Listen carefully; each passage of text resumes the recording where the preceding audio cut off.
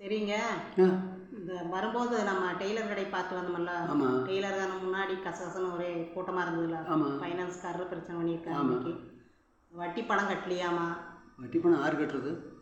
ஆறு கட்டுறதுன்னா இப்போ பையனை என்ன சொல்கிறாப்புல, ஏமா வட்டி பணம் கட்டல, நான் தான் சிரமப்பட்டோன்னா அதுக்குள்ளே இந்த வீட்டை விற்கணுங்கிற, எதுக்கு விற்கணும் அப்படிங்கிற பையன். வீட்டை பற்றி கடன் கட்டி நம்ம நிம்மதி இருக்கலாம். கடனை கட்டிக்கலாம், என்னால் கட்ட முடியாதுல, அப்பா போய் சேர்ந்துட்டாருல்ல.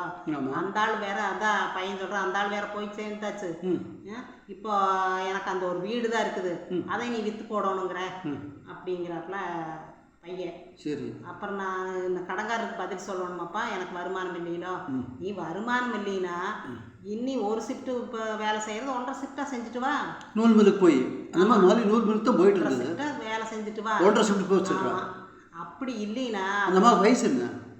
அதான் 50 வயசு தான் ஆச்சு. உனக்கு என்ன வயசு? இன்னும் 60-70 வயசு கிளவியெல்லாம் ரோடு கடையில் அப்படி இப்படின்னு. ஆமாம், ரோடு கடையில் மார்க்கெட்டில் எல்லாமே விற்கிறாங்க. நீ போய் விற்கணுங்கிற, நீ போய் ஏதோ ஒன்று வேலை செய்யலைன்னா கஷ்டப்பட்டு இல்லைன்னா 5 மணி நேரம் வேலை முடிச்சுட்டு வேற ஏதாவது வியாபாரம் பண்ணிட்டு வா. ரோடு கடையில் போய் 10 மாதம் சுமந்து பெற்ற பையன் இப்படி சொல்கிற? அப்படி இல்லைன்னு என்னை எதுக்கு படிக்க வச்ச, என்னை எதுக்கு பெத்த, எதுக்கு பத்தேன்னு கேட்குறேன்னா கேட்குறான். இவனுக்கு என்ன கல்யாணம் ஆனதுனால தான் திமிர நியாயம் வருது. என்னை எதுக்கு பெத்த, இந்த மாதிரி நீ படிக்க வைக்கிற கடன் வாங்கி யார் உன்னை படிக்க வைக்க சொன்னது, நான் படிக்க வைக்க சொன்னா அப்படின்னு கேட்குறா பையன். கேட்குறது ஒரு வழியில் நியாயம்தான், என்ன சொல்ல முடியும்? இதுக்கு பதில் சொல்ல முடியாதுல்ல. அவன் படித்தா நம்ம கஷ்டத்தில் தீரன்னு நினச்சா அந்த அம்மா படிக்க வச்சுருக்காங்க. நீ வேலை செஞ்சு நீ பாடுபடு, பாடுபடாமல் இப்போ இருந்து இந்த 50 வயசுல சௌரியமாக 5 மணியோட வேலையை முடிச்சுட்டு வராத. கஷ்டப்பட்டு வேலை செய்ய, உனக்கு என்ன கேடு? என்ன கேடுன்னு என்ன கேடு, என்ன நோக்காடு அப்படிங்கிறானா? நோக்காடுங்கிறான். ஆமாம். சரி, இதுக்கெல்லாம் நீ எல்லாம் இன்னும் கஷ்டப்படு. எதுக்காக இந்த சௌரியமாக இருக்கணும்னு நினைக்கிற? சௌரியமாக இருக்கணும்னு நினைக்க வேண்டாம். நீ எல்லாம் சௌரியமாக இருக்கவே வேண்டாம். இன்னொரு 70 வயசு வரையில் பாடுபடு, நல்லா எனக்கு சம்பாரிச்சு கொடு அப்படிங்கிறா. சரி, நான் சௌரியமாக இருக்கணுமல்ல, நீ சம்பாரிச்சு வச்சிருக்கணுமல்ல முதல்லையே, ஏன் வைக்காம விட்ட அப்படின்னு கேட்குறா.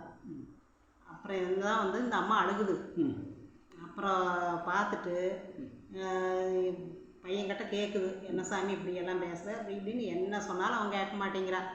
நீ என்னையெல்லாம் பெற்று வைக்கிறது நேரம் நீ இந்த மாதிரி எல்லாம் பெற்று போட்டு என்னை சீரழிக்கிற அப்படி இப்படின்னே பேசிகிட்டு இருந்தாராமா. அப்புறம் பார்த்துட்டு இந்த அம்மா வெறுத்து போய் இப்போ 8 நாள் ஆச்சாமா, வெளியே காணாமல் போயிடுச்சு.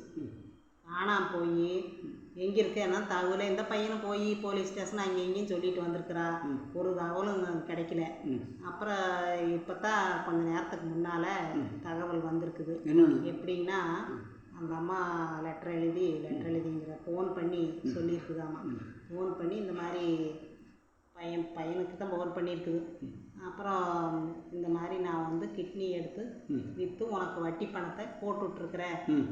நான் வந்து இந்த வீட்டுக்கு வரமாட்டேன், அந்த வீடு உனக்கு தானே, நீ சௌரியமாக இருந்துக்கு சாமி, என்னை வந்து தேடாத, நான் வந்து கண்காணாத இடத்துக்கு போயிடுறேன், என்னை வந்து எப்பவும் பார்க்கணுன்னு எண்ணத்தோடு இருக்கவே வேண்டாம், நான் என்னை வந்து வீட்டுக்கு வரமாட்டேன், நான் இந்த ஃபோன் வந்தது நான் கொஞ்சம் நேரத்துலேயே நான் இறந்துருப்பேன் அந்த மாதிரி சொல்லிடுச்சு. கிட்னி விற்று நம்ம பணம் போட்டு விட்டுருச்சு, போட்டு எங்கேயோ இறந்துட்டாங்க அப்படிங்கிறது. இப்போ மறுபடி அந்த ஃபைனான்ஸ்காரர் இந்த பணத்தை வாங்கி வர கிட்னி பணம்னு அது யார் சொல்கிறாங்க. அப்புறம் இந்த பையனுக்கு எப்படி என்ன பண்ணுவாங்களான்னு தெரியல. இவனுக்கு மனசாட்சி இருக்கா?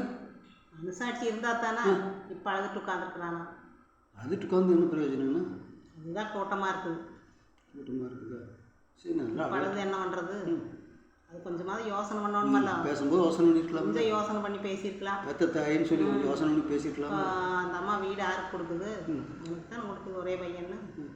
இப்போ கிட்னி விற்று இந்த வீட்டை அவனுக்கு வீட்டு கொடுத்துருக்குது.